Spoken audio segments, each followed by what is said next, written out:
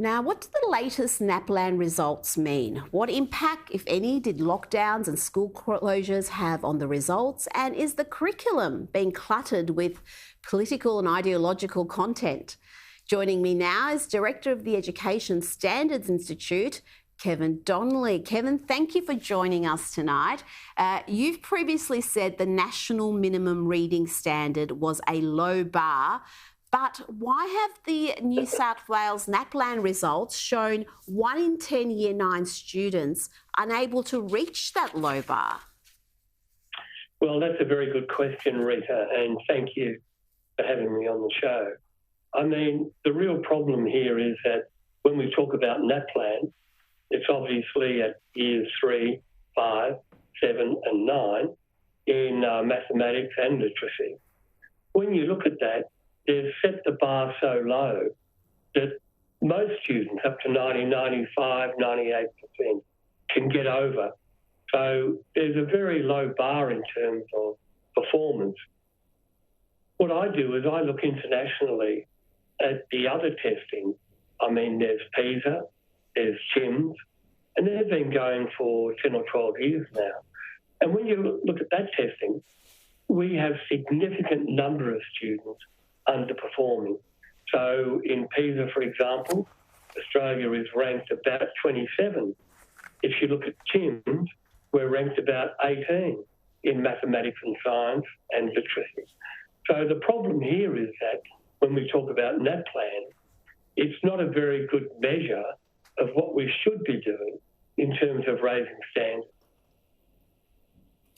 Well, yeah, those international comparisons leave Australia looking particularly poor, especially when you look at the amount of money we invest in education. You would just expect results to be much better than that. Now, Victorian students did particularly well overall, as they normally do, but their progress from test to test is lagging behind the rest of the nation.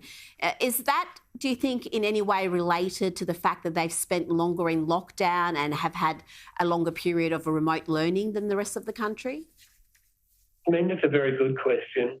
And I know when I talk to parents and teachers, there's a genuine concern about, especially from parents, what's happening in Victoria. We've had over 100 days, I think it was last year, of lockdown. If you add the holidays over Christmas, Easter this year, we're in lockdown again. So students are missing, I think somebody told me, nearly 200 days of education in the classroom. And being in a virtual classroom doesn't make up for that. So it doesn't surprise me, as far as Victoria goes, that the results are not as strong as they should be. And if you go back to what's happened over the last 15, 20 years, around Australia, despite the additional billions invested in education, our results are either going backwards or they're flatlined. So there's more that needs to be done. And I know the Ministers of Education are meeting tomorrow, Friday, to talk about the new national curriculum, which is dumbed down, substandard. So hopefully they'll look at that and get a wake-up call. Well, talking about the national curriculum, to what extent has political activism infected that curriculum, and what can be done to ensure that we go to a back-to-basics approach, that we focus on literacy, numeracy, and we strip away all that ideological nonsense from the curriculum?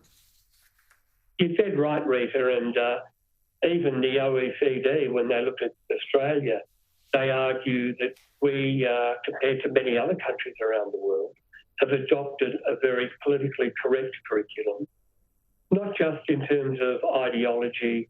You know, we promote sustainability, global warming, Indigenous studies, all the rest of it. But we also adopt a very strange approach to classroom where teachers are facilitators, children are guides, they are digital natives rather. So there are two issues here. One is that we have a very cultural left curriculum in terms of being politically correct. That takes away time from teaching the basics. But the approach to what happens in the classroom is also really counterproductive. We need to get back to teachers teaching. We need to get back to explicit teaching rather than collaborative, negotiated, goal setting, all the jargon they use. I mean, often now in primary school, they talk about student agency as if 8 or 10-year-olds can work out what they want to learn. That's the job of the teacher to tell them. And that's where you get the best results. I've been looking at the Michaela School in the UK, a free school they call it over there, just recording the most remarkable results despite being in an area that is very, got all sorts of socioeconomic issues, because they've gone back to basics. It's all about discipline. It's all about the teacher leading the lesson, not the students leading the lesson. And the results are astonishing, really. They shame most private schools in Australia. Dr. Kevin Donnelly, thank you so much for your time tonight. My pleasure, Rita.